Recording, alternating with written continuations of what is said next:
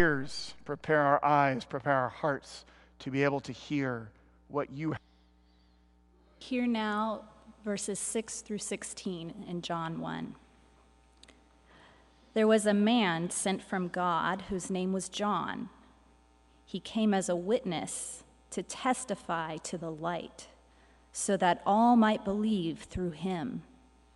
He himself was not the light, but he came to testify to the light. The true light, which enlightens everyone, was coming into the world. He was in the world, and the world came into being through him, yet the world did not know him. He came to what was his own, and his own people did not accept him. But to all who receive him, who believed in his name, he gave power to become children of God, who were born not of blood or of the will of the flesh or of the man of God, but of God. And the Word became flesh and lived among us, and we have seen his glory, the glory as of a Father's only Son, full of grace and truth. John testified to him and cried out, "This was he of whom I said, 'He who comes after me ranks ahead of me, because he was before me.' From his fullness we have all received grace upon grace."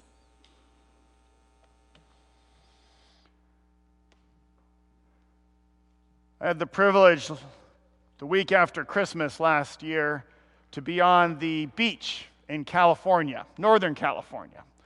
There's a difference between beaches in California and beaches in Washington. Sand. California beaches have sand. That's what a beach is supposed to have. I'll take that up with the Lord someday. But every day, at some point during the day, we would just go out and walk along the sand and just walk and walk and walk and walk and just look out on the ocean, and just glorious. And sometimes it was at sunrise, and sometimes it was sunset, and sometimes it was just sun middle of the day, just walking in the beach and talking, and there was something every day that just this routine. And then we invited some friends to come up, and as we had these friends, we were walking on the beach, and the friends said, "Wow, how glorious that there are so many whales." Whales? What whales? And she said, "No, there's this giant pod. It's been going on for the last few weeks, and just look at that." I looked out, and I don't see any whales.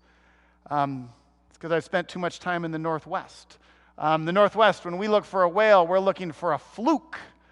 We're looking for a fin. We're looking for some massive mammal to jump out and smash on the water. But that's not how most whales are seen.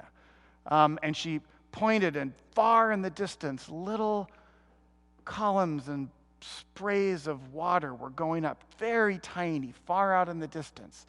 And she was able to point and say, "Oh gosh, can you see right over there? And can you see over there?" And then I started seeing them. And I started seeing, and there was probably every minute you'd see 1, 2, 3 of these blowholes of evidence that there were whales crossing right in front of us. For 4 days, I had never seen them. And then after that, every time we walked, I was, "Oh, there's another one." And I was able to see just these small little bits of evidence.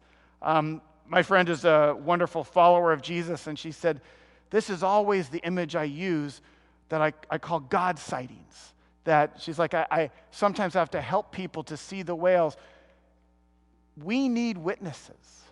We need witnesses who can point to us and say, what you're seeing as just horizon, if you look more closely and you know what to look for, you'll actually notice there is evidence of whales. And she said, that's what I get to do spiritually. Sometimes we look out on a horizon and we see nothing, and we need a witness to say, "Oh, what you see right there, that right there, that's a sighting of God. What you see right there, that's grace. But you see right there, that's light. And you might have missed it unless you could see it. We need witnesses. The truth is, after I could see them, the next time I was there, I was with someone else who said, I don't see any whales. And I was like, oh, let me show you. And I got to be the witness. Oh, right up there. Oh, yeah, I see it. Wow, I see it. We need witnesses. And once we are able to see, we are able to be the witnesses. This section of the prologue in John, we hear about two witnesses. One directly, one indirectly. Verse 6, there was a man sent from God whose name was John. Later on, it will become very clear that this is John the Baptist, or John the baptizing one. Every gospel starts the story of Jesus with John the Baptist. Every gospel will start the ministry of Jesus with John the baptizing one. And there's all sorts of theories and ideas, and my favorite, which seems to me to make the most sense, is that still, for years, John the baptizing one was far more famous than Jesus, far more well-known throughout all of Israel.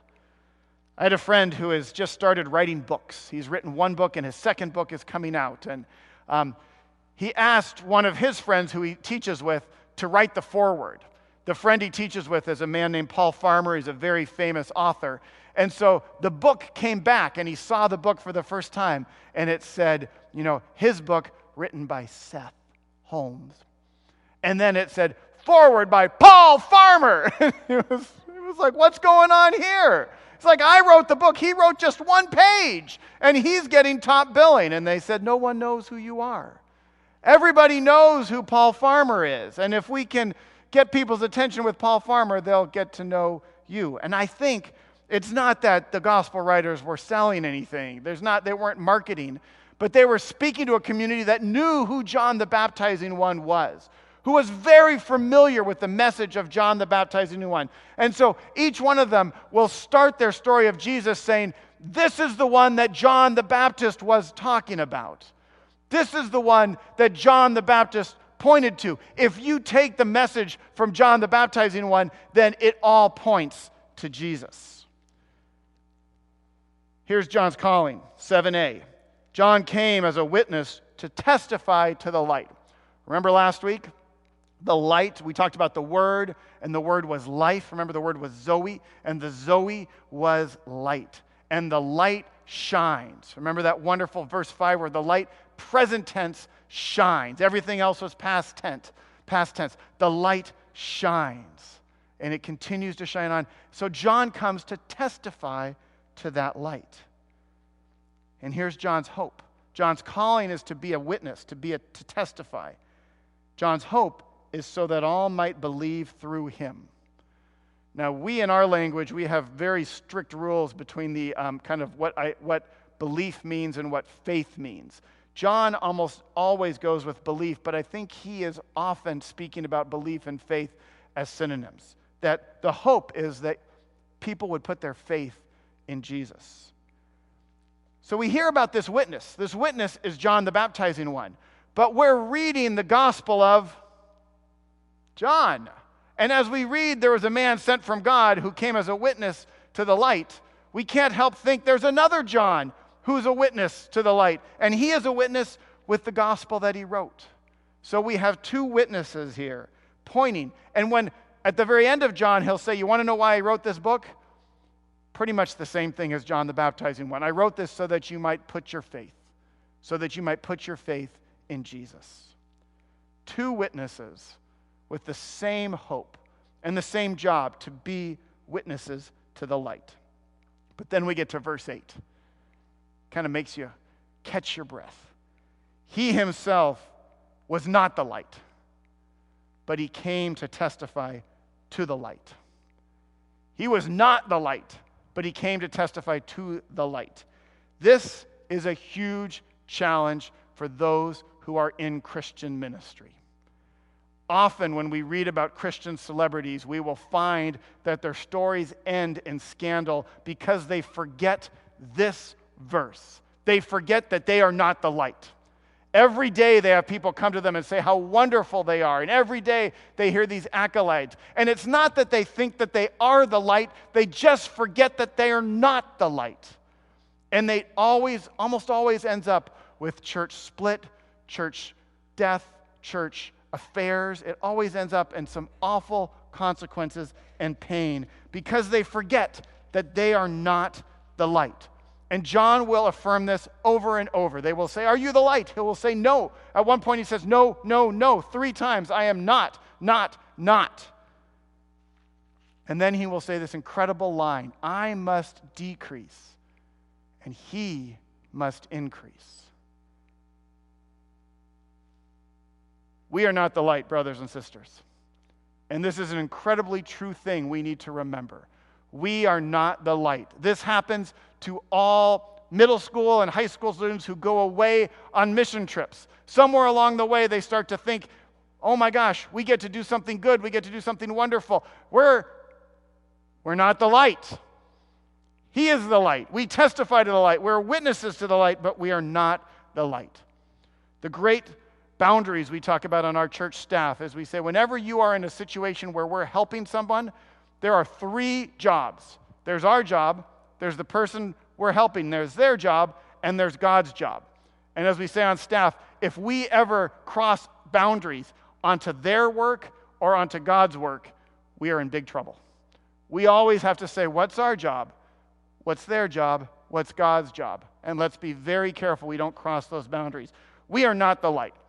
The great Christian challenge is not to think too highly of ourselves, but also not to think too lowly. Remember, we were created by the Word. We were made by the Word. We are created in the very image of God. We should think highly of ourselves. And yet, we are not the light. So we have to remember not to think too highly and not to think too lowly of ourselves. In the Christian world, we call this humility. In our culture, humility seems to be someone who goes around saying, "Oh, I'm a worm, I'm nothing." That is not Christian humility. Christian humility are those people who don't think too highly or too lowly of themselves. They're the people who remember that God is the light, and they are not. We are called to be people of that medium ground. But then verse 9, just because John is not the light, don't forget the light shines on, the darkness has not overcome it. Verse 9, the true light, which enlightens everyone, was coming into the world. The light is still shining. John points to the light. But just because John's not the light doesn't mean that the light is not still coming. And look what the light is coming to do. It is coming to enlighten everyone. That is the 3rd time in 9 verses, the 3rd time we have heard this everyone, everybody, all people. The life, remember, was the light of all people. Remember that the light was so that all might believe. And here, the true light enlightens everyone. In the Gospel of John, we find a radical inclusivity. That those people who thought they were not insiders are insiders. That those people who thought because of the nation that they had, the color of their skin, the language they had, that they somehow did not belong. The great truth in the Gospel of John is that the light came for all people. The light shines so that everyone is invited to this party. No one is excluded. The good news, at some point we all look out on the horizon and we don't see anything. At some point we look out on the horizon and it seems that all evidence, it just seems that there is just darkness, that the horizon is all darkness. We all need witnesses. We have 2 great ones. We have John the baptizing one and we have the Gospel of John. But along the way, we have other witnesses in our life, other followers of Jesus, other people who point. And somewhere along the way, if we look really carefully along that horizon, we'll see, oh, look, there's the life. Oh, look, there's the true light. Oh, look, right there, we just saw a little spout. That's the light that shines, and the darkness has not overcome it. And as we get to see that, we get to be signposts to other people. We get to be witnesses to other people. Say, look really carefully right along the horizon. It's not all darkness. The light shines. The light shines. The darkness has not and will not overcome it. The true life, the Zoe, is in the world.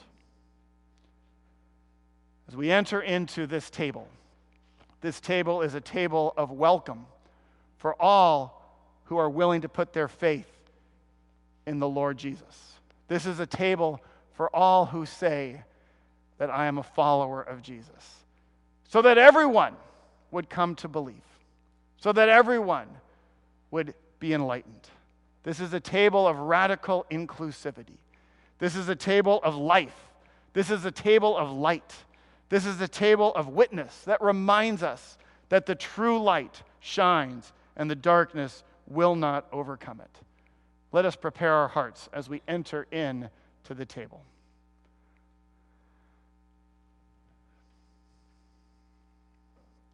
Lord, prepare us to receive from you. May your Spirit speak into our very souls.